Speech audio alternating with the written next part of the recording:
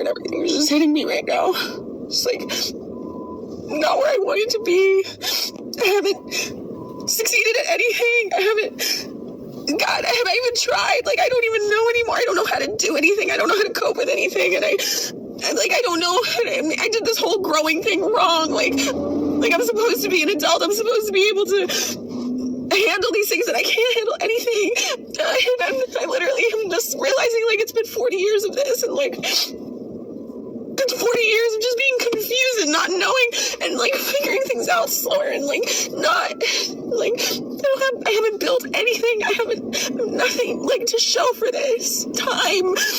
I just don't know what I'm doing here, and I'm lost. I'm afraid, and I don't. So this is a woman turning 40. I told you that the panic used to set in at 35, and now it's getting later. And the numbers are looking more like 38, 39, and 40. And plus 41, 42, early 40s even for some, depending upon if they live in cities. So what's happening here? Some of this is that people are infantilized, right, in general. And like I tell you, there are like grown-ups, 40-year-olds in New York City that are partying like 20-year-olds. And it's like so embarrassing. If you're like grown up and you go and like, what the hell is this guy doing? Like he's living in a studio apartment that he can touch both walls. He's 40 years old. His job sucks. Like he's out drinking on a Thursday night and dancing to like Groove is in the Heart. What the hell is going on, right? You know, you're just like, holy mother, you know? But this is also what happens to women in particular when they follow the feminist path. Because what happens is they realize that all of the stuff that they were building doesn't matter to them. And they're 40 and they're older and they're alone and it's harder to get a guy. And now like this stuff that they built doesn't keep them warm at night. It doesn't make them feel good. It doesn't make them feel valued. And now it's all of the responsibility is on them. So now it's like, oh my God, even if I wanted to have a baby, and let's say I went and had a baby myself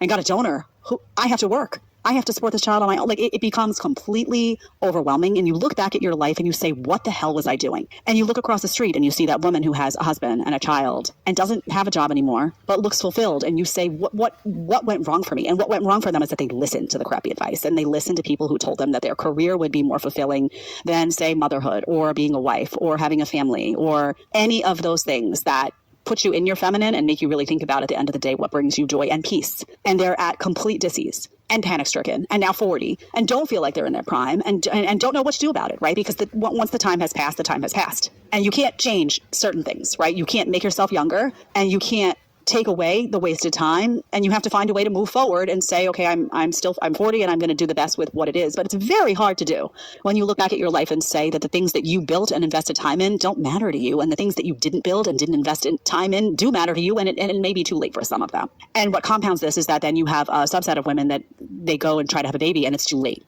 due to fertility reasons, due to many reasons. And it's horrible to watch, right? I'm not here. I have no intention of making fun of her, or this is very, very sad. What I do have an intention of is talking to the 22-year-olds out there who think I'm being mean by telling you that if you wait till 40, you're making the wrong decision.